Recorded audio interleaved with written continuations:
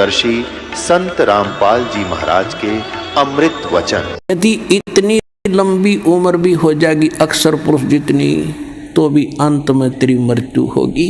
क्यों? क्योंकि तुझे वो संत, वो सतगुरु नहीं मिले जो गीता अध्याय नंबर 4 के श्लोक 32 और 34 में कहा है। और वो तत्वदर्शी संत या तो परमात्मा थे या वो महापुरुष थे जिनको भगवान मिले, लेकिन उस समय ये ज्ञान डिक्लेयर नहीं करना था, सार्वजनिक नहीं करना था। आज ये दास भेजा परमात्मा बना के, ये याद रख लिए।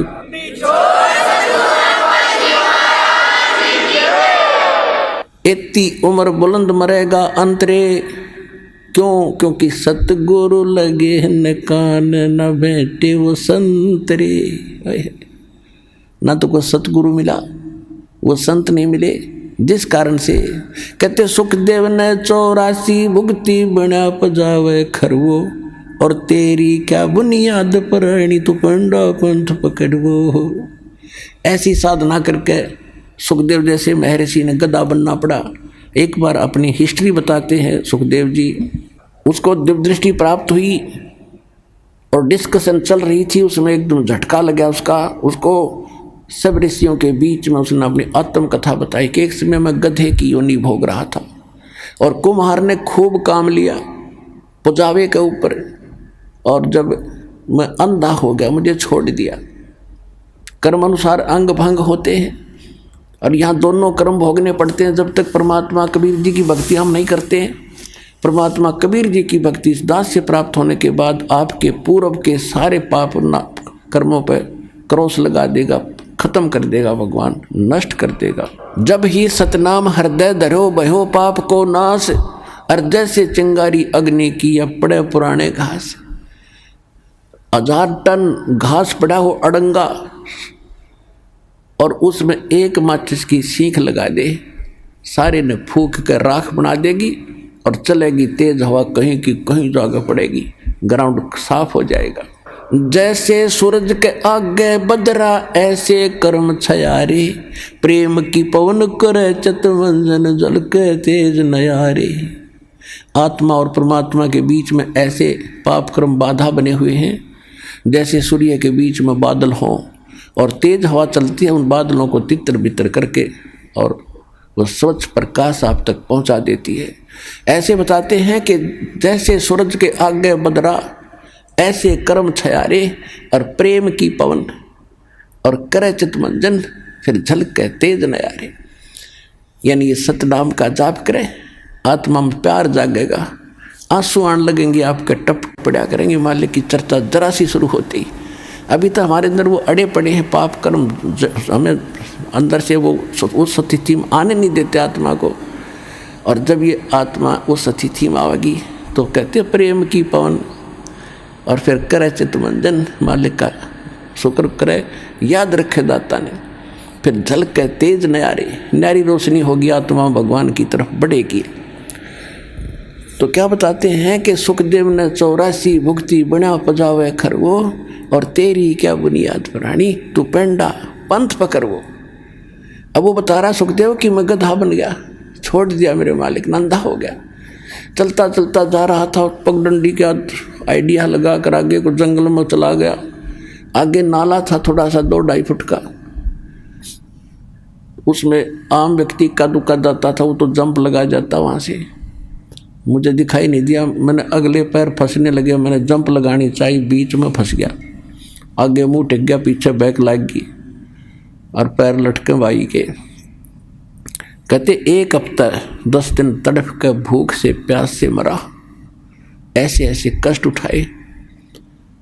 अब क्या बताते हैं सुखदेव ने 84 भुगती 84 लाख योनियों में कष्ट उठाए, और बना पजावे खर माने गधा वो, और तेरी क्या बुनियाद प्राणी। तो ये छोटे मोटे व्रत करता फिर इन पर घूम रहा है इधर उधर, इनसे कोई लाभ नहीं होगा। ये तो ऐसे महर्षियों की दुर्गति। और तो पेंडा पंथ पकड़, वो पेड़ा वो मार्ग, वो यथार्थ भक्ति मार्ग पकड़ दो। तत्वदर्शी संत बताते हैं उस ज्ञान को ग्रहण कर, उस भक्ति को कर, तब तेरा छुटकारा हो। अब परमात्मा से ज्ञान प्राप्त करके आदरणीय गरीबदास साहिब जी क्या कह रहे हैं, मन तू चल रे सुख के सागर, जो शब्द सिंधु रत्नागर। अब सुख सागर किसे कहते हैं? शंखो लहर मेहर की उपज, कहर नहीं जा कोई, दास गरीब अचल अविनाशी, सुख का सागर सोई। शंखो लहर मेहर की उपजे। जैसे मेरे दास के साथ तो बहुत बार ऐसी घटनाएं हुई है, कभी पहले भी नाम लेने के बाद तो बहुत ज़्यादा होता है। अकेले बैठे हो, चिंतन मालिक का चल रहा हो, ऐसी स्थिति आ जाती है चाहे किसी ने हमें कितनी पीड़ा दे रखी है, कितना दुखी कर रखा है, तो उसके प्रति भी द्वेष नहीं आता। ऐसी सब अपनों सा दिखाई देता है, कोशिश करके भी नहीं होता, और वो होती है थोड़ी सी देर की। उसके बाद 100 कोशिश कर लेते हैं उस तरह स्थिति में आने की, नहीं आ पाते हैं। तो वह मेहर की लहर थी, उसके जाने के बाद कहर की लहर शुरू होगी। उसने ऐसे क्यों कर दिया, उसे वैसे क्यों बोला, वो करना है, वो रह गया, वो नुकसान हो गया, उसने वो ऐसे चलेंगे, वो करेंगे, ये कहर की लहर टूटी होगी शुरू। तो कहते हैं वह शंखों लहर मेहर की उपजे, वह ऐसा भाव रहेगा। और कहर नहीं जा कोई दुख नहीं, कोई कष्ट नहीं। और दास गरीब अचल अविनाशी, सुख का सागर सोई। अब क्या कहते हैं? मन तू चल रहे सुख के सागर, जहाँ शब्द सिंधु रत्नागर। रत्नागार, आगार मन डिपो खान, वह सुख की खान है। सतलोक यानी जिसमें कि उस चीज का अभाव नहीं। कोयले की खान है, कोयला निकाल ले जा, अंत नहीं आता। कहते वो आगार है, डिपो है सुख का, सुख सागर। रत्न आगार, आगार माने रत्न यानी सुख रूपी रत्नों का भंडार है वो। फिर क्या बताते हैं? कोटि जन्म तन भर मत हो गए, और कुछ नहीं हाथ लग्या रे। कुकर सुकर खरबा बोरे, कौआ हंस बगारे। कोटि जन्म तू राजा की न्या, मिटी न मन की आशा। और भिक्षुक होके दर दर घूमया, ये मिला ना निर्गुण रासा। आप ऐसे भी साधक रहे हो, घर त्याग दिया प्रेरणा पाके, जंगल में बैठ के गांव से भिक्षा मांग लाए, सूखी रोटी जैसी मिली उनको 2-2, 3-3 दिन वृक्ष का बांध देते थे पहले ऋषि मुनि, और सूख जाती थी। फिर उनको पानी में भिगो भिगो के 2-2 दिन खाते थे कि रोजाना कौन जावा टाइम वेस्ट कर रहे। कैसे ऐसे कहते ऐसे कठिन तप साधना भी तूने की, जिसके कारण आप इंद्र की पदवी भी प्राप्त कर ली, स्वर्ग का राजा बने, पृथ्वी के राजा बन गए। आप ब्रह्मा विष्णु महेश की भी पदवी प्राप्त आपने कर ली, लेकिन आपका यो जन्म मरण नहीं मिटा, यो कष्ट नहीं मिटा इस सत्य साधना के ना मिलने से। कहते इंद्र कुबेर ईश की पदवी, और ब्रह्मा वरुण धर्मराया और विष्णुनाथ के लोक को जाकर तो फिर भी वापस आया। अब देखो, हम तो एक छोटे से क्षेत्र के कोई चेयरमैन बन जाए, सरपंच बन जाता है, बस उस समय काख पीटे बिना ज्ञान के, और चेयरमैन बन जाता कहना है कि एमएलए एमपी बन जाओ, पता नहीं क्या बन गया। तो इस प्रकार परमात्मा कहते हैं तो पूरे स्वर्ग के राजा इंद्र, वो तो स्वर्ग में तो वैसे जीव आम आदमी जाना चाहता रहा कि वहाँ तो गुण है सुख से, एक सिंपल मैन को भी। तो उसकी तुलना में वहाँ के इंद्र को, वहाँ के राजा को, सुरपति देवताओं के राजा को कितना सुख होगा, उसकी थोड़ी सी झलक बताते हैं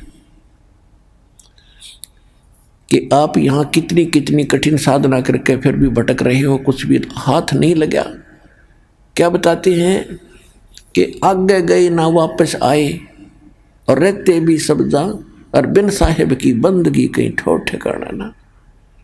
अब जैसे मनुष्य जीवन में है हम, या मृत्यु होगी, कर्मानुसार हम हो सकता स्वर्ग में भी चले जाएं, कुछ पुण्य हो गए तो पुण्य में भी, वहाँ स्वर्ग में मृत्यु होगी, चलो पुण्य खत्म हुए, नरक में। अब नरक का समय भी निर्धारित होता है, वो पूरा होता है, चलो गधा बनो, गधे का भी निर्धारित है, मरो फिर चलो कुत्ता बनो, और फिर कभी मनुष्य बनो तो मनुष्य बनो, और फिर मरो फिर चलो, या चलो चलो मिटेगी। अब इस दास से दीक्षा लेकर।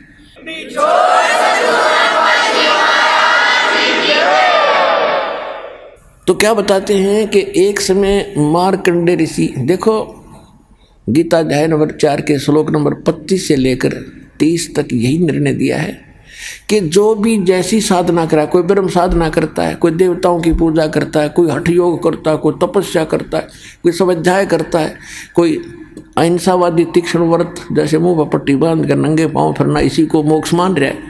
ये सभी अपनी अपनी साधनाओं को पाप नाशक मानते हैं। पाप नाशक मीन मोक्षदायक, पाप नाश होंगे तभी तो मोक्ष मिलेगा। इसी प्रकार मार्कंडेय ऋषि उसी कैटेगरी का था।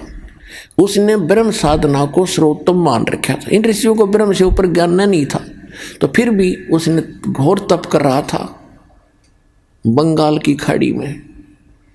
अब जो स्वर्ग का राजा बनता है वो बहुत ज़्यादा या तो कोई पुण्य धर्म कर रखे हो, यज्ञ 100 यज्ञ करनी पड़ती है उसको, 100 मन देसी घी उसमें एक बार में लगाना होता है। उसकी कुछ टर्म कंडीशन होती हैं कि 100 यज्ञ करे तब तक वो कोई कंडीशन नहीं फेल होनी चाहिए। यदि उसकी कोई भी वह कंडीशन भंग होगी तो वो फिर नए सिरे से करनी पड़ती है। ऐसी उसमें बहुत भयंकर मर्यादाएं हैं। और दूसरी प्रकार से इंद्र बनता है तप करके, और उस तप के दौरान यदि उसका तप भंग हो जाता है, खंड हो जाता है, तो फिर नए सिरे से उसको करना पड़ता है। और जो इंद्र की पदवी पर इंद्र बैठा है, स्वर्ग का राजा, उसको एक इंस्ट्रक्शन और होती है कि यदि तेरे शासन काल में यदि कोई अन्य प्राणी ने पृथ्वी पर इंद्र की पदवी प्राप्त करने योग्य तप कर ले, या राजनीति है वहां तक चलती है, तो तुझे पद से हटा के बीच में हटा देंगे और उसको वो पद दिया जाएगा। ये तेरी जिम्मेवारी है कि उसको तप नहीं होने देना, ये उसकी मजबूरी बन गई। तो इंद्र राज तो करे है, उसके साथ यह टेंशन साथ रहती है कि कोई ऐसा तप ना कर ले जिससे मेरी इंद्र की पदवी भंग हो जाए। जैसे विश्वामित्र लगा था तप करने, उसके पास स्वर्ग से एक उर्वशी भेज दी और उससे शादी करवा ली। एक लड़की होगी, 6 महीने बाद घेर कर लड़की ने भागी, मेरा काम पूरा हुआ ऋषि जी, संभाल तेरी बेटी ने। तो ये सब इंद्र का जाल है, इस काल का जाल, इस इंद्र ने ये सब कर रखे हैं। इसको सतर्क रहना पड़ता है। इसने सब जगह अपने गुप्तचर छोड़ रखे होते हैं। तो गुप्तचर ने आके बताया कि एक मार्कंडेय नाम के ऋषि बैठे बंगाल की खाड़ी में, बहुत समय से तपस्या कर। इंद्र ने सोचा बड़ा तगड़ा संत है, उर्वशी भेज दी, उसको कुछ सिद्धियां दे दी, ऋषि के आसपास ऐसा वातावरण बना दिया खूब नॉर्मल सा, बसंत जैसा, और ऐसी मीठी मीठी सारंग अपने आप आवाज़ें आने लगी जैसे साज बजते हैं, यानी उसको प्रेरित करने के लिए। और स्वयं सामने थोड़ी सी दूरी पर डांस करने लगी। ऋषि की आधी आंखें खुली थी, आधी बंद थी। वो खूब डांस वगैरह करके थक ली। तो उसने देखा कि ऋषि टस से मस नहीं हो रहा और देख भी रहा है। लास्ट में वो डी वस्त्र होगी, कति नगन खड़ी होगी कपड़े उतार के।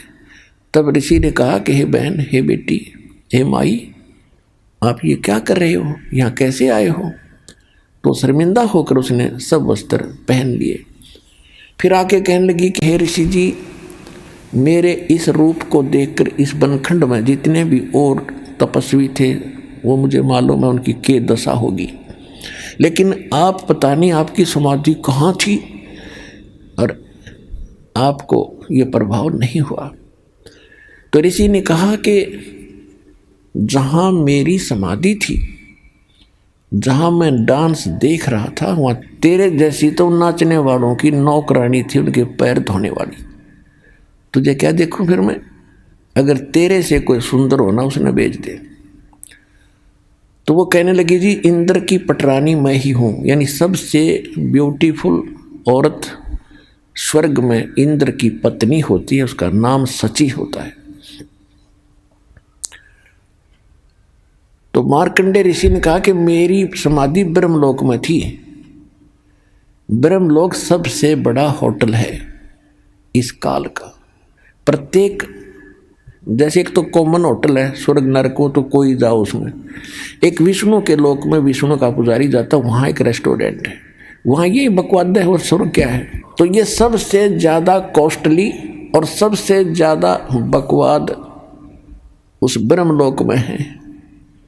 तो मार्कंडे, अब जैसे आप देखते हो, हम अब देखो हमने देखा करते, एक देखा हमने बड़े ऊंचे से टीले पर बैठा एक साधु, जब ये ज्ञान नहीं था, और चमटा गाड़ रखा, धूना ला रखा, और लोग जाओ कोई दूध का लोटा ले जा रहा है, कोई कुछ ले जा रहा है, और दर्शन करें जा के माथा टेके, दूर तक दिखे। अब उसके बारे में इस सूक्ष्म वेद में बताया है गरीबदास साहिब जी ने कि डिम्ब करें, डिम्ब माने पाखंड ढोंग करें, और डूंगर चढ़ें, डूंगर माने ऊंचे स्थान पर बैठेंगे ये, ताकि दूर तो सब न दिखूं मैं कुछ कर रहा हूं, और अंतर झीनी झूल जग जाने ये बंदगी करे, ये बों सूल बबूल, ये तो खोटे खोदे थे, इनको ज्ञान ही नहीं था। तप करें, तप से अगले जन्म में राजा बने, राजा ने खोटे कर्म करे, अगले जन्म में नरक। तपेश्वरी सो राजेश्वरी, राजेश्वरी सो नरकेश्वरी, तप से राज राज मद मानव, सूक्ष्म वेद में लिखा है, और जन्म तीसरे फिर शुक्र स्वान। तो मार्कंडेय ऋषि तप कर रहा था, तो ये ब्रह्मलोक में इसकी समाधि चली। अब देखो आप कहीं बैठे हो, कहीं पर भी बैठे हो, 10-20 मिनट में मन ऐसी प्रेरणा करेगा, चलो वहाँ चलते हैं, वहाँ बैठते हैं, बैठने की चेष्टा करोगे तो भी ना बैठने दे। और आप चले जाते हो, सिनेमा देखने जाते थे पहले, अब तो नहीं जाएंगे हम, तो 3 घंटे का न्यों नहीं पता लग गया कितनी देर में गई, क्योंकि नई नई बकवास देखने मन को चाहिए, तो बैठा रहेगा। तो ये क्या करते हैं कि इनका कोई कमल खुल जाता है साधना से ऑटोमेटिक, कोई पिछले संस्कार से, पहले भक्ति युक्त लोग थे बहुत थे, अब ना खुलता किसी का, तो वो पुराने संस्कारों से वो खुल जाता था। तो उसमें वो क्या देखते हैं, जैसे टेलीविज़न ऑन हो गया आपका, कोई चैनल चाल पड़ा, तो उसमें वो कार्यक्रम रिले तो कहीं और से हो रहा, देख रहे हो टेलीविज़न में। तो ऐसे जो ब्रह्मलोक में डांस हो रहा था, उस ऋषि ने वहाँ दिखा था, वो सामने वो खुल कर सामने रिफ्लेक्ट हो जाता, जैसे डिस्प्ले पर आ जाता है। तो वो डांस देखा था, हम सोचा तपस्या कर रहा है, ना मन टेकन दे इन्हें, तो ऐसी थी इनकी तपस्या, मूर्ख बना। आप भी बड़े से हम इनके पीछे लगे रहे, बड़े सिद्ध पुरुष हैं।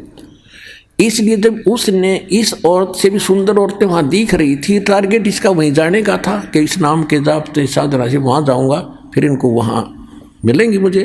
और ये नाम भगत क्या करते, इनका टारगेट क्या था, तो ये भगवान की रोशनी से आपको दाना दाना समझ में आओगा इसका पूरे अध्यात्म मार्ग का, सब कर्मों का, सब अध्यात्म ज्ञान का। अब मार्कंडेय ऋषि कहने लगा तेरे से कोई सुंदर हो उसको भेज, तो कहने लगी मैं इंद्र की पटरानी मैं ही हूँ। तो उसने कहा कि जब इंद्र मरेगा, ऋषि ने कहा, उसको पता था कि इंद्र की आयु कितनी है, 72 चतुर्युग, 72 चतुर्युग। इंद्र यानी ब्रह्मा के एक दिन में 14 इंद्रों की मृत्यु हो जाती है। ब्रह्मा जी के 1008 वर्ष की पूरा एक दिन होता है, वैसे लंपसम इसको 1000 वर्ष मान लेते हैं। जैसे 365 से 1/4 दिन का अपना वर्ष होता है, इसको हम 365 का मान ले हैं। तो इस प्रकार 72 चतुर्युग तक वो इंद्र का राजा रहेगा, स्वर्ग का राजा इंद्र बना रहेगा। और मार्कंडेय ऋषि को पता था कि इसकी मृत्यु होगी, इतना इनको ज्ञान था। तो इसने कहा, उस औरत से कहा, उस उर्वशी से कहा ऋषि ने कि इंद्र मरेगा तो तू क्या करेगी, तो भी तो मरेगी, तो भी मरेगी। कहने लगी मैं 14 इंद्रों को वरूंगी। अब हिसाब लाइयो पुण्यात्मा, ये 2.5 घंटे सुबह 2.5 घंटे शाम बैठ के अटपट करके सोचो मोक्ष प्राप्ति कर लेंगे। मंत्र ये है नहीं जो मूल मंत्र दास के पास है। तो कहने का भाव यह कि इतनी तपस्या, इतने पुण्य किए थे उस पुण्यात्मा ने, जो इंद्र की पटरानी बनी हुई है, उसकी कितनी 1000 चतुर्युग की आयु थी उसकी, 1008 चतुर्युग की। क्योंकि कह रही है कि इंद्र मर जाएगा, मैं न्यों की न्यों रहूँगी, नेक्स्ट इंद्र वहाँ आएगा तपस्या करके, वो मेरा पति होगा। यानी मैं तो स्वर्ग की रानी पटरानी बनी रहूंगी इतने समय तक, इंद्र मरते रहेंगे। तो मार्कंडेय ऋषि ने कहा कि वो 14 इंद्र भी मरेंगे, और फिर तू क्या करेगी कि जितने इंद्र मैं वरूंगी वह तो गधे बनेंगे मृतलोक में, और फिर बाद में मैं गधी बनूंगी। तो मार्कंडेय ऋषि बोला फिर मुझे वहाँ क्यों ले जा रही थी कि मैं अपनी इज्जत रखने के लिए, यदि मैं हार कर जाऊंगी तो मैंने दुआगन करेंगे, मुझे दंड देंगे, मजाक करेंगे, मेरी बेइज्जती करेंगे, तू हार का आएगी। मार्कंडेय ऋषि बोला तू आज भी गधी 14 खत्म करेगी, और मरने के बाद तू स्वीकार कर रही है कि मैं गधी बनूंगी, वो गधे बनेंगे। सारी भी इज्जत की ठेकेदारी बन रही है अपनी इज्जत रखने के लिए। तो यह सब की बुद्धि भ्रष्ट हो रही है पुण्यात्माओं। अब इतने में इंद्र आ जाता है और आके कहा कि हे बंद नवाज, आप जीते हम हारे, इंद्र की गद्दी प्राप्त करो। मार्कंडेय ऋषि कहता अरे इंद्र का राज मेरे लिए तो काग की बीट है, मुझे नहीं चाहिए ये। आजा तुझे इंद्र ऐसी विधि बताता हूं कि आप ब्रह्मलोक में चले जाओगे, वह हजारों युगों तक और मौज करोगे, बहुत लंबा समय है। अब इंद्र क्या कहता है कि महाराज जी फिर देखेंगे, तो मौज करने दे। पुण्यात्माओं सबकी बुद्धि पर पत्थर पड़ गए।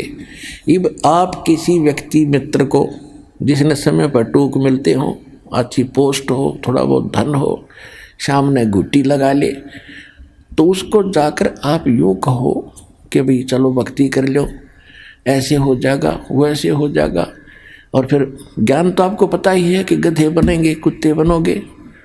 तो कहता फिर देखेंगे तो मौज करने दे। फिर के देखा गधा बने पास तो कुम्हार देखेगा, कर्म मारेगा, लठ तेरा 2.5 मन का बोरा धरेगा। देखना अब देख मूर्ख, ज्ञान सुन समझ और छोड़ बुराई ले, नाम भक्ति कर भगवान की। अब देखना है, फिर क्या देखेगा। तो ये इंद्र का बीमारी, वो राज ना छूटे, गुट्टी ना छूटे, वो ठाठ ना छूटे, वो जी फिर देखेंगे। अब कुछ दिनों के बाद इंद्र फिर आया।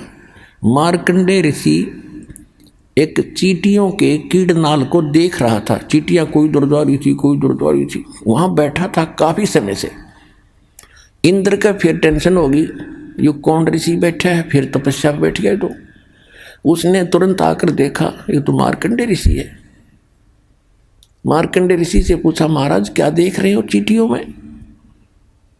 मार्कंडेय ऋषि बोला कि मैं ये देख रहा हूं कि इन चींटियों में कितनी चींटियां कितने बार इंद्र की पदवी प्राप्त कर चुकी हैं।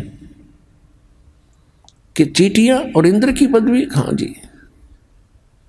तो क्या देखा आपने कि इस इतने लाखों की संख्या में एक चींटी ऐसी है जो केवल एक बार इंद्र की पदवी पर रही है, क्योंकि सबके पिछले संस्कार कोड वर्डों के अंदर लिखे हुए हैं, सबके अंतःकरण में जमा है। और ये डिस्प्ले जिसका चालू है अंदर का, ये सब के अंदर है मनुष्य में। तो सब उसका जिसका चालू हो गया कनेक्शन ठीक है, तुरंत बाहर देख लेगा उसका जो क्या हो रहा क्या नहीं, प्रत्येक प्राणी का। ऐसे ऋषि लोग पहले ये बताते रहे कोई भविष्य और भूत की कथा, लेकिन इसे कोई जटबट का कोई फायदा नहीं हो। तो हो लिया और होगा तो होएगा, इसमें वो चेंज नहीं कर सकते थे। चेंज तो ईब होंगे इस परमात्मा कबीर जी की रजा से। अब छुटकारा भी होगा।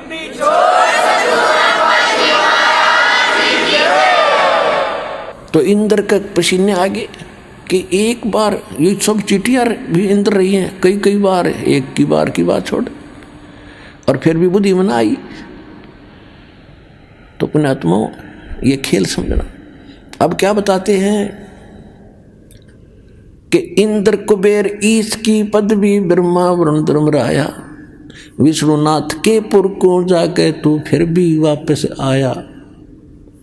असंग जन्म तन मरता होगे जीवित क्यों ना मरे रे, 12 मध्य महल मठ बोरे बहुर न दे धरे रे।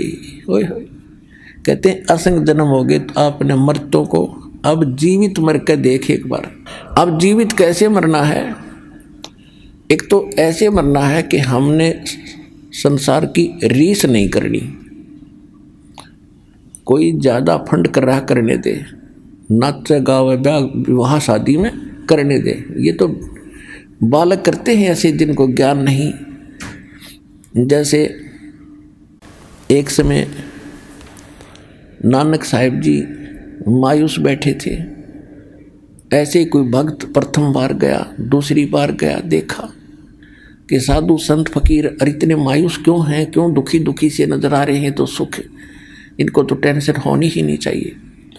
तो उसने पूछा कि महाराज मैंने कई बार देखा है आप खुश नजर नहीं आते। तो नानक साहिब जी ने कहा कि भाई किस चीज़ पर खुशी हो, एक पल में ना जाने यहाँ क्या बिजली गिर जा। कहते ना जाने काल की कर डारे और किस विध ढल जा पास आवे, और जिनाते सिरते मौत खुड़क दी उन्होंने केड़ा हासा। हमने तो भाई तुझे दिखा है ना जाने आके बिजली गिर जाएगी। जैसे उदाहरण के लिए अब जीत मरने के ऊपर बात चल रही है कि हम ब्याह करते हैं, बकवाद करते हैं, डीजे बजाते हैं, फंड करते हैं, नाचते और गाते। एक लड़का ऐसे ही पहले दिन तो खूब नाचे गाए, अगले दिन बारात जा रही थी, दुल्हे वाली गाड़ी टकरा गई, एक्सीडेंट हो गया। दुल्हे समेत रिलेटिव जो खास बैठे आ रहे हैं दुल्हे के साथ में, कोई भाई का बेटे, कोई बहन का बेटे हो, या कोई पति यानी कोई और विशेष, 8 के 8 मर गए इंक्लूडिंग वो दुल्हा। पहले दिन तो नाच रहे थे, कूद रहे थे, और फिर बाल पाड़ रहे, वो परिवार टक्कर मार रहे, हाहाकार मच गया। अब बजा लो डीजे। तो यहाँ संत बताते हैं अगर भक्त बनना है तो भक्तों की तरह चलना होगा, बकवाद नहीं चलेगी, ना भक्ति बनेगी, भगवान रुष्ट रहेगा आपसे। कहते ना जाने काल की गरदारे किस विध ढल जा पास आवे, और जिनाते सिरते मौत खुड़क दी उन्होंने केड़ा हास आवे। तीन ब्याह शादी में बकवाद नहीं करनी जब भगत बनना चाहते हो तो। और सिंपल ब्याह करना, कति सिंपल। वचन से बेटा बेटी पराई होती है।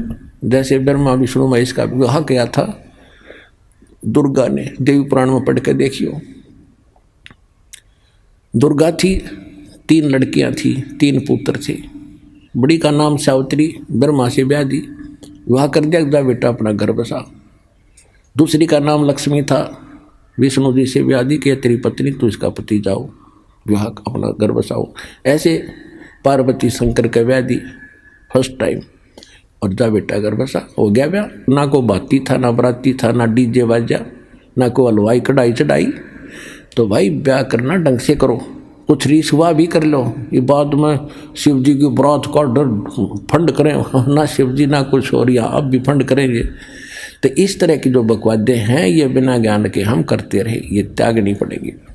तो इस प्रकार हमने अपने इन सभी परंपराओं को कम करके और सिंपल वे से विवाह करेंगे, तो इससे हमारा 80% वजन टेंशन घटेगी। हम बेटी को दुश्मन मान बैठे इन परंपराओं के को बढ़ा के। हम ऐसे अबोध बालक हैं, जैसे जेठ की धूप में जून के महीने में बच्चा घर से निकल जाता है नंगे पैरों, छोटा सा बालक है, ठुमक ठुमक करके, और बाहर जाता है तो रेत में पैर जलते हैं, रोता है, फिर बैठ जाता है, पड़ जाता, पड़ कर फिर चूतड़ भी जले। पहले तो पैर जले थे, ये फिर और दूना रो रहा है। तो हम आज ऐसे बालक हैं, गलती करते हैं, एक और कर लेते हैं, वो दूना दुख हो रहे। तो हमने इनसे बचना है, इन परंपराओं में नहीं फंसना है, तभी हम भक्ति कर सकेंगे। हम यात्री हैं, हम सफ़र कर रहे हैं अपने भक्ति पर, और यात्री ज़्यादा वजन लेकर नहीं चल सकता। जब सारे घर ने ठा के चले तो किसा समझदार होगा वो। तो आप जी ने ये परंपराओं की गठड़ी अब रख देनी है, सिंपल वे से विवाह करें। ठीक है, जैसा आपको गुजारा दिया है मकान बना लो, लेकिन उससे काम नहीं लगे रहे, ना एक और बना लो, एक प्लाट और ले लूँ, और कल मृत्यु हो जाएगी, फिर उस प्लाट में कुत्ता बन कर बैठेगा पूछते साफ करके। तो यह अकल साथ रखियो भगवान वाली। अब प्रसंग चल रहा है कि असंग जन्म तो न मरता हो गए, जीवित क्यों ना मरे रे। तो अब अपनी कुछ मनोकामनाओं पर अंकुश लाना पड़ेगा। इच्छाओं को कम करना पड़ेगा। और इच्छा कम होंगी इस ज्ञान से, कहने से नहीं होती है। ये तो ज्ञान खड़ा दिखाई देगा आपको जब बकवादों में मन चल लेगा कि ना भाई नहीं नहीं, ये आदेश नहीं है और ये यूजलेस है। सारा समय इस समय खो दिया। सन 1983 की बात है, 84-83 की। एक बैंक मैनेजर ने रोहतक के अंदर सेक्टर 1 में एक कोठी बनाई, उसमें 3.5 लाख रुपए लगे। आज तो वह मेरे ख्याल में 35 लाख में भी ना बने, और कुछ बैंक से लोन ना ले जैसे भी। और उसका मुहूर्त करे था उस दिन, एतवार का दिन था। सामान लेने के लिए वो निकला था स्कूटर उठा के। उस दिन जिस दिन उसकी मुहूर्त शुरू हो रही थी, उसके पुजारी आ रहे थे, पूजा करनी है। इधर पूजा होती है, उधर शराब स्वरूप तैयार रहती है कि एक बार पूजा वाले फारग हों, फिर गुट्टी छुट्टी लावांगे। ऐसी पूजा ही थी हमारी। स्कूटर उठा करके कोई सामान लेने गया था पूजा का या कोई और अन्य आवश्यक वस्तु। आगे जाके टू व्हीलर स्कूटर टकरा गया। पड़ते कनपटी लगी फुटपाथ पे, वहीं पैर पसार गया भाई। अब उसको ठीक कौन रहेगा? आपकी तो कूतरू बनकर घूम रहा होगा। तो कहने का भाव ये है कि जो ये घटनाएं घट रही हैं और भगवान क्या बता रहे हैं, ईब आपके लिए एक दृष्टि बनेगी न्यारी। तो इस नज़र को देखकर फिर आगे चलना सफर में। अब क्या बता रहे हैं परमात्मा कि असंग जन्म तना मरत्या होगे, जीवित क्यों ना मरे रे। और 12 मद महल मठ बोरे बहुर ना दे धरे रे। जीवित एक तो ये मरना है, संसार की चोचले देख के हमने उधर नहीं देखना ना चलना, तो हम जीवित मर गए। जो भगवान दे रहा है, परमात्मा ने यहाँ तक कह रखा है कि लुक्खी सुखी खा के ठंडा पानी पी और देख पराई चौपड़ी मत ललचावे जी। जय तू चावे चौपड़ी तो बहुत करेगा पाप है। भगवान ने जो तुझे दे दिया है उसको संतोष के साथ ग्रहण कर। यदि इसे हटकर कुछ करेगा तो पाप पकड़ के प्राप्त कर सकता है, और ये पाप हमारे दुश्मन है, हम क्यों करेंगे। और फिर क्या कहते हैं कि जीवित मरना दूसरी टाइप ये है, जैसे आप सत्संग में नहीं आते हो। किस लिए नहीं आते हो? क्योंकि काम खराब हो जाएगा, कोई जरूरी कार्य है और वो उसमें दिक्कत आ जाएगी। अपना आत्मा एक व्यक्ति रात्रि में नाइट सर्विस पर जा रहा था और उसने जल्दी थी कि वापस आऊँगा, और वापस आकर ये काम मेरे अधूरे हैं, इनको पूरे करूँगा, इसलिए रात को भी अपने उसमें काम में ही यूज लिया कि वो काम कराऊँ, फिर ये ज़रूरी काम दिन में करूँगा। और रास्ते में नाइट सर्विस एक्सीडेंट होगी, वो वहीं मर गया। वो रह गए धीरे धीरे आवश्यक काम जिसके लिए रातों नहीं पड़ा था। अब आप जब वहाँ से चलते हो तो ये खुरापात काल पैदा करता है, कई प्रकार के करता है। परमात्मा ने हमें सतर्क रखा है कि मात पिता सुत स्त्री आलस बंधु कान और संत मिलन को जब चले ये अटकावा आने। इनका अटकाया अटके नहीं, डटे नहीं, और आता है वो आवागमन सा। मात पिता सुत स्त्री, छोटे बच्चों के लिए जिन पिता को ज्ञान नहीं है वो बाधक बनते हैं। कहाँ जाता है? तीसरे दिन भाग जाता है। तू पढ़ता नहीं है, तो नौकरी नहीं करता है, नाश होएगा, है तो बर्बाद हो जाएगा। और जिनके माता पिता को ज्ञान है वो बच्चे बाप बन जाए, फिर कहाँ जाओगे? बूढ़े हो रहे हो कि तो गिर जाओगे, चोट लग जाएगी, क्या रखा है, वो तो नास्तिक है, वो सब उठपट बताता है। अब माता पिता को ज्ञान हो गया और बच्चों के वश हो गया, किराए में मांग करना, फिर भी जैसे तैसे वो आता है, उनका अटके नहीं। अब किसी की स्त्री बाधक बनती है, ज़्यादातर बहनें बाधक बनती थी, पहले ज्ञान नहीं था। अब तुम्हारी बहनें बल्कि आगे आ रही हैं, ज्ञान से पता होता है। तो उनको डर रहता था, जो कहीं जाता है ज्ञान की बातें सुनता, कहीं छोड़ कर भाग ना जा, बाबा ना बढ़ जा और तू उजड़ जा, इसलिए वो स्त्री बहुत बाधा करती थी। अब बहनों को ज्ञान है, ये आगे को आती हैं, तो पति को ज्ञान नहीं है तो वो बाधक बन जाता है। क्या नहीं जाएगी वहाँ पर, क्या रखा है वहाँ पर, तीसरे दिन भाग जाती है, ये है। या फिर आलस फिर देखेंगे इब का नहीं चलती सत्संग अगले हम चलेंगे। एक बार हमने सत्संग रखा था, स्टार्ट किए थे, दूसरा ही सत्संग था, खुले सत्संग शुरू किए जो 5-5 दिन के 7-7 दिन के। एक कोई कर्मचारी था भगत, तो उसने अर्जी लगाई कि छुट्टी मिल जाए भगवान, सत्संग में जाऊंगा। छुट्टी मिल गई, छुट्टी मिल गई तो ने सोचा कल चलूँगा, छुट्टी मेरी सत्संग के लिए है, ने सोचा कल देखेंगे, आज तो थोड़ा रेस्ट कर लूँ। अगले दिन फिर बोला दूसरे दिन कि श्याम सिंह ने देखेंगे। श्याम सिंह एक रिश्तेदार आ गया, बहन का पति, और उसने लेनी थी भैंस। वो बोला चल मेरा भैंस दिला के ला।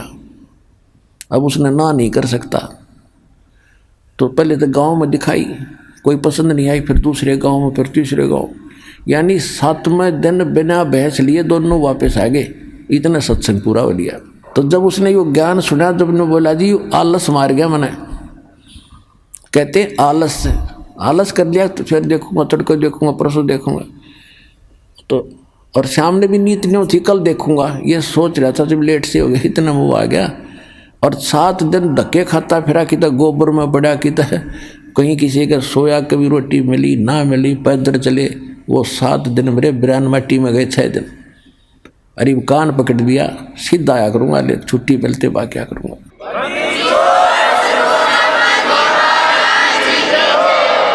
मात पिता सुत स्त्री आलस बंधु कान लोक लाज।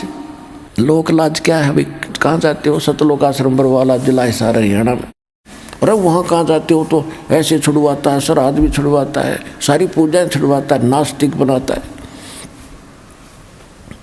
तो जो 2-4 टोक देते हैं, तो जो कमज़ोर संस्कार का आदमी फिर चुप हो जाता, भाई ठीक है नहीं जाते, सारे कहने लगे। यानी लोक लाज में आकर उसने भक्ति मार्ग छोड़ दिया। तो ये भी कमजोरी बताई है। ये लोग कहते हैं, इसके बारे में परमात्मा बताते हैं कि कुल करनी के कारण, यानी लोक लाज के कारण अनसा गया बिगो, यानी इसने भट्ठा बैठा लिया, भक्ति छोड़ दी। और जब यो कुल के कर लेगा, जब तो 4 पाया का हो, गधा बन के घूमेगा, यो कुल तरह के ढाल लड़ा देगा। इसलिए परमात्मा कहते हैं मात पिता सुत स्त्री आलस बंधु कान, और संत मिल को जब चले ये अटकावे आने। इनका अटकाया अटके नहीं, डटे नहीं डटे। और संत मिलन को जा कह कबीर सो संत है आवागमन नशा। अब जैसे और दूसरा ये जीवित मरना है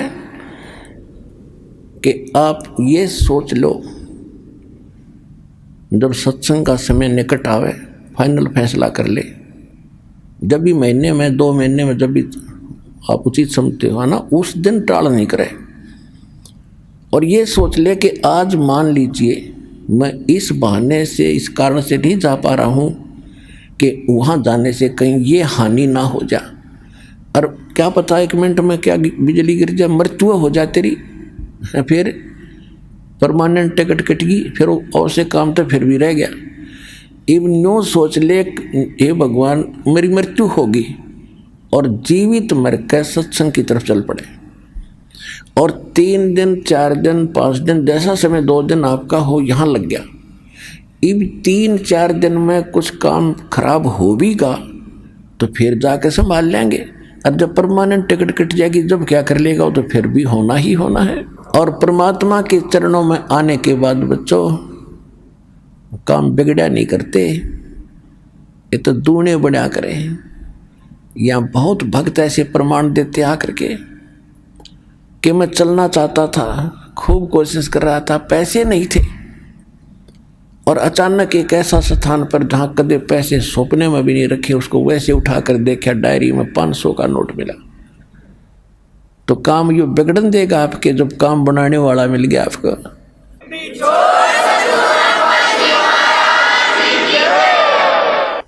अब क्या बताते हैं, असंग जन्म तन मरता होगे, जीवित क्यों ना मरे रे। ये जीवित मरना है। और 12 दरमद मैल मठ बोरे बहुर ना दे धरे रे। अभी तक आप जी 10वां द्वार सुना करते थे। और एक यू जम्मू के अंदर रांजड़ी में मधु परमहंस नकली कबीरपंथी।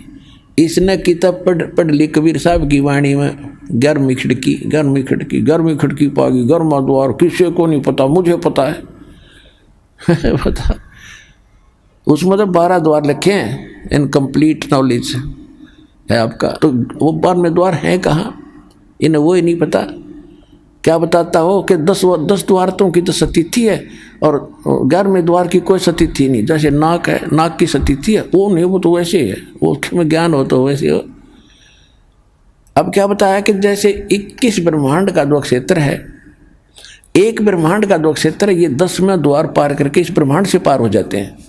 इसके बाद इसी काल के जाल में ही रहते हैं। 11वां द्वार है जो 21वें ब्रह्मांड को पार करेंगे काल के, और 7 संग ब्रह्मांड का अक्षेत्र शुरू हो जाएगा, अक्षर पुरुष का, वो 11वां द्वार है।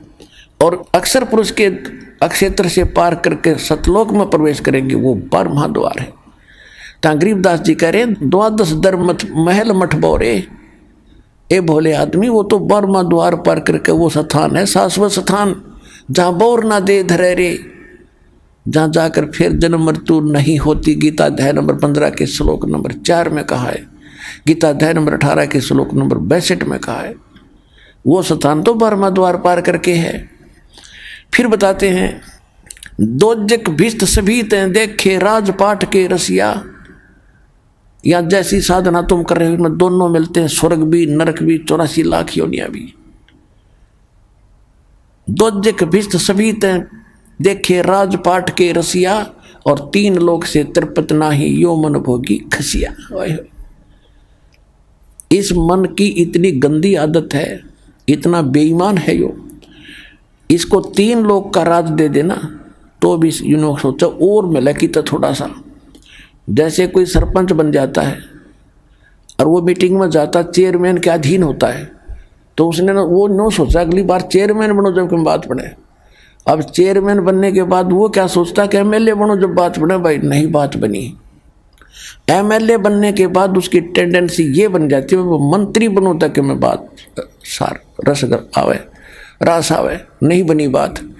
अब मंत्री बनने के बाद उसकी नीयत रहती है मुख्यमंत्री बनो तो चौधर पूरी हो, और मुख्यमंत्री बनने के बाद इन्होंने सोचा बस प्रधानमंत्री बनो, फिर देखना क्या इतना मृत्यु हो जाएगी, गधा बनेगा, फिर संतरी बनिए बड़ा कुत्ता बन के। कहते हैं सतगुरु मिले तो इच्छा मेटे, पद मिल पदे समाना। ओए होए, सतगुरु मिलेगा तो ये इच्छाओं को खत्म करेगा, और पद मिल पदे समाना। जैसे आपको बताया था कि सारे असंख्य ब्रह्मांडों रूपी बाग का मालिक है कबीर भगवान, और उस बाग के मालिक का माली गरीबदास आए।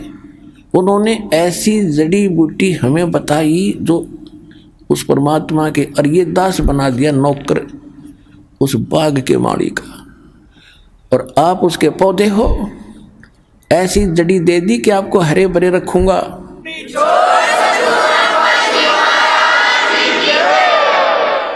आप हरे भरे रहोगे तो मुद्दास की नौकरी ठीक बनी रहेगी। अब जैसे बाग में माली का नौकर क्या देखता है, उसको इंस्ट्रक्शन होती है माली की तरफ से कि ऐसे पेड़ बाहर फैलता है, उसको साइडों से काट दे ताकि फले फूले सीधा चले। तो आपके अंदर जो बेमतलब की इच्छाएं हैं इस ज्ञान से ऐसे काट दी जाएंगी, नहीं सीधे चलो, बकवास छोड़ दो। सतगुरु मिले तो इच्छा मेटे, पद मिल पदे समाना, और चल हंसा उस लोक पठाऊं जो आदि अमर स्थान। ओए होए, आदि अमर शाश्वतम स्थान है कि सतगुरु मिलेंगे तो ये सब इच्छाएं खत्म करेगा। सबसे पहला काम ये होगा। और फिर पद मिल पदे समाना, यहाँ देखो ये सुख संवेद है, ये तत्व ज्ञान है, इसके गजब के गुण रहस्य जो कैसे समझ सकते हैं अज्ञानी। पद, यहाँ पद मिल पदे समाना, पद इसके 2 पद हैं और 2 अर्थ हैं। एक तो पद्धति होती है, पद्धति way of worship, method of worship, उसको पद बोलते हैं, पद्धति।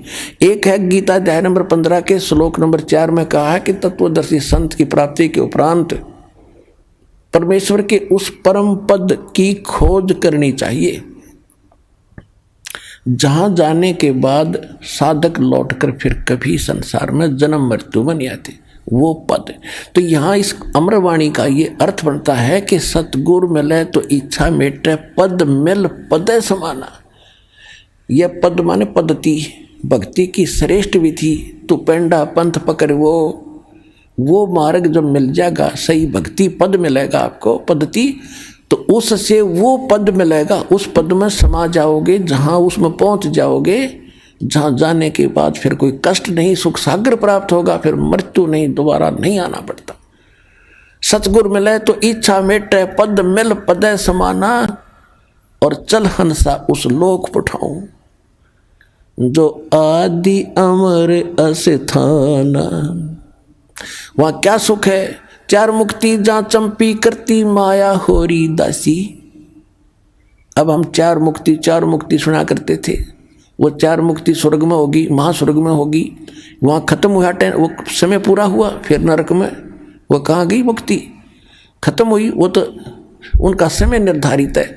और कहते हो वहाँ सदा तेरे चरणों में पड़े रहेंगे, वो सुख है।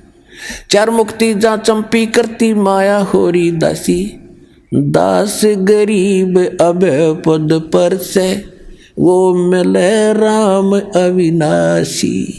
ओए होए होए।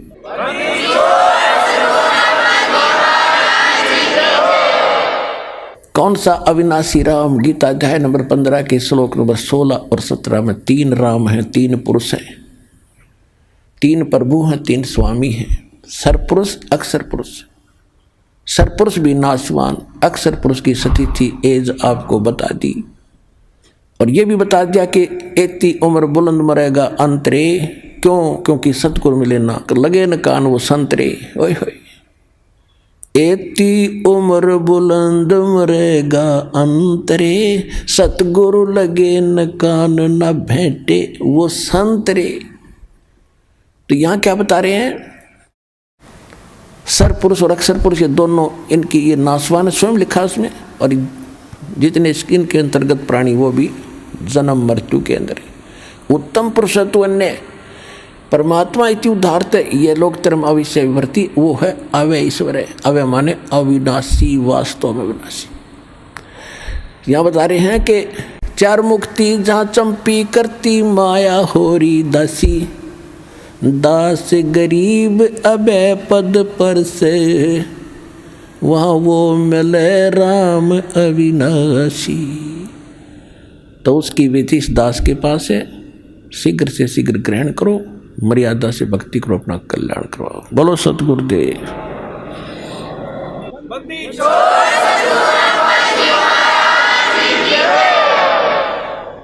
परम पिता परमात्मा पूर्ण ब्रह्म सारी सृष्टि के रचनहार कबीर देव कबीर परमेश्वर जी की असीम रजा से आप सभी पुण्यात्माएं परमात्मा की अमर कथा सुनने के लिए उपस्थित हुए।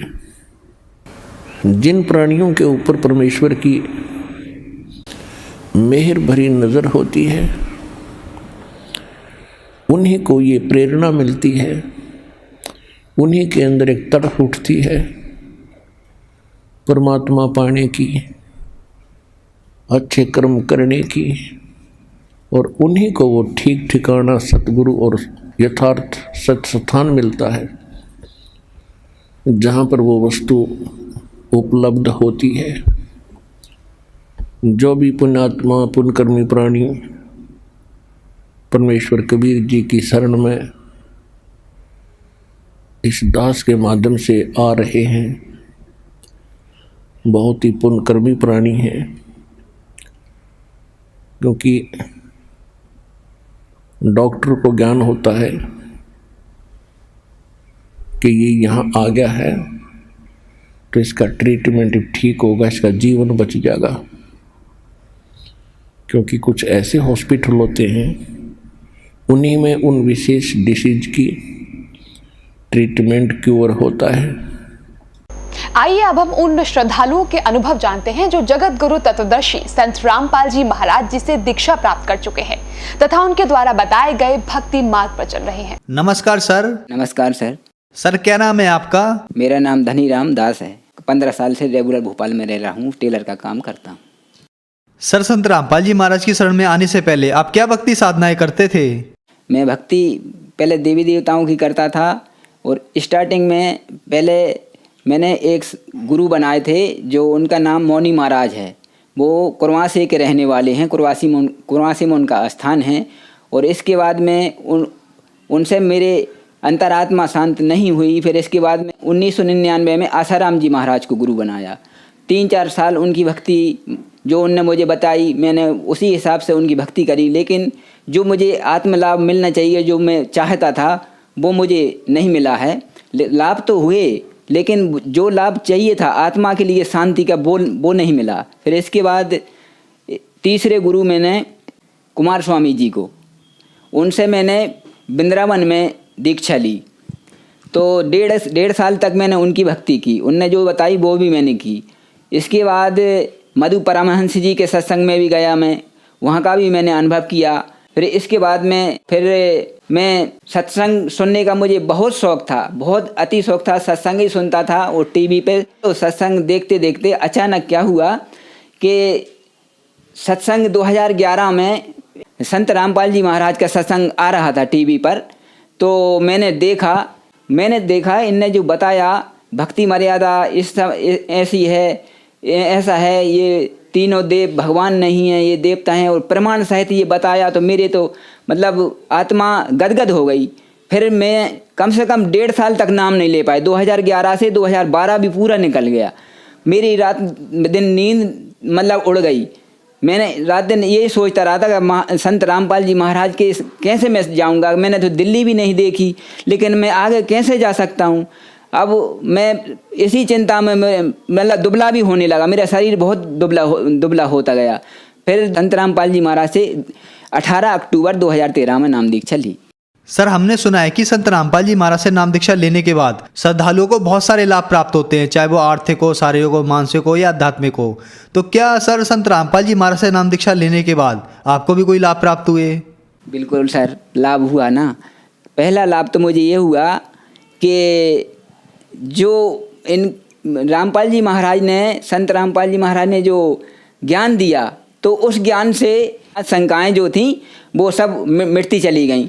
और इसके बारे में फिर जो मुझे लाभ हुआ, तो मेरी पत्नी जो है, इनका बीपी या जो भी होता हो, सिर में इतना दर्द होता था कि इनको मैं 2 किलोमीटर भी या 4 किलोमीटर लेके जाता था कहीं भी, तो ये वापस जब लाता था तो इनको उल्टी तक होने लगती थी, इतना सिर दर्द होता था।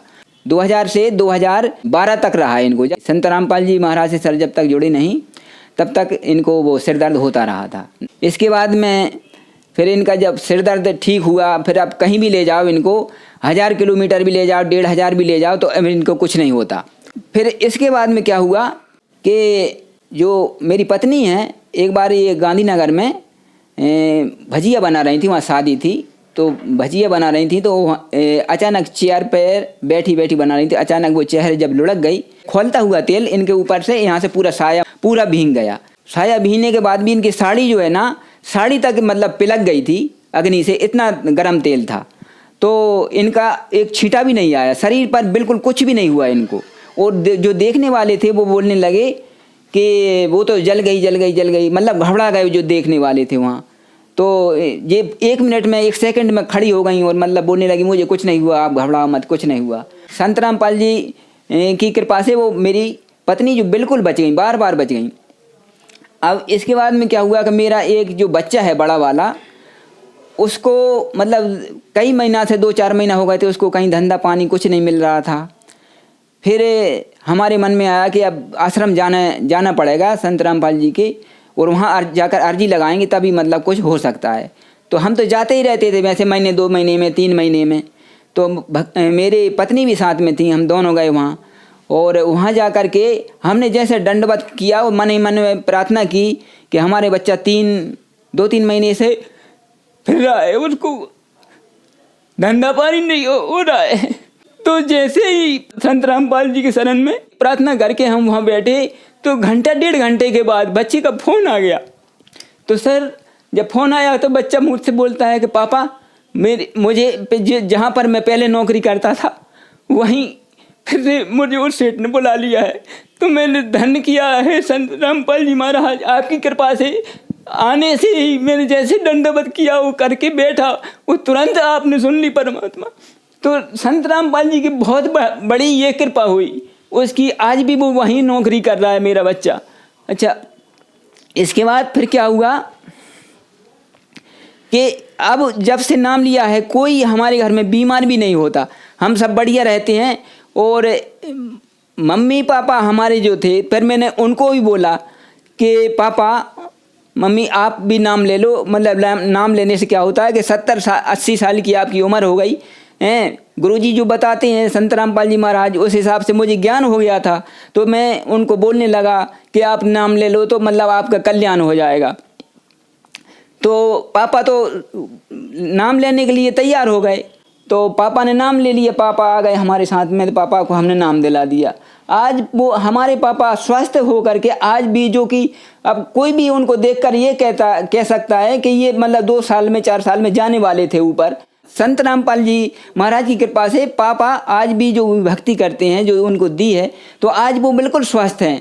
संत रामपाल जी महाराज से दीक्षा लेने से पहले हम मतलब जो है कि मैं ही अकेला कमाता था और परेशानी थी, मतलब ऐसी ज़्यादा मतलब कुछ नहीं रहता था, उतना ही करते थे उतना ही खाते थे।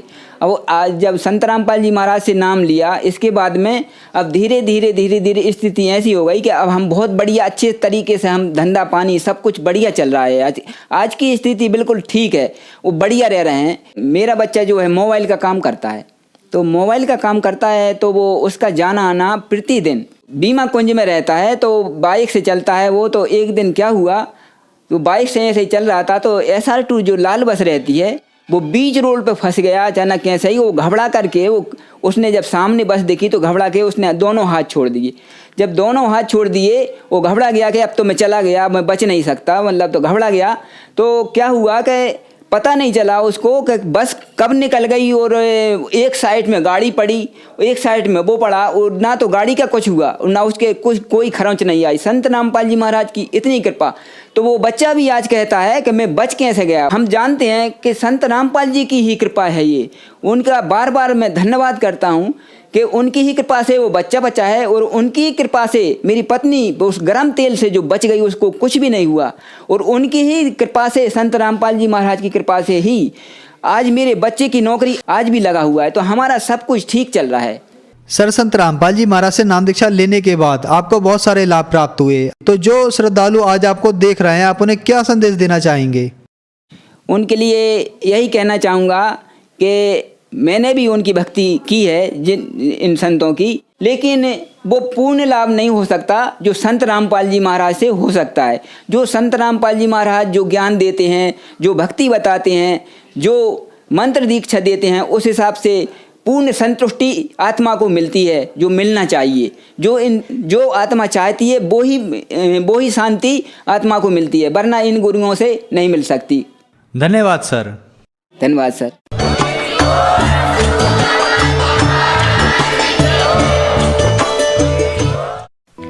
आप सुन रहे थे जगत गुरु तत्वदर्शी संत रामपाल जी महाराज के मंगल प्रवचन। अधिक जानकारी के लिए संपर्क करें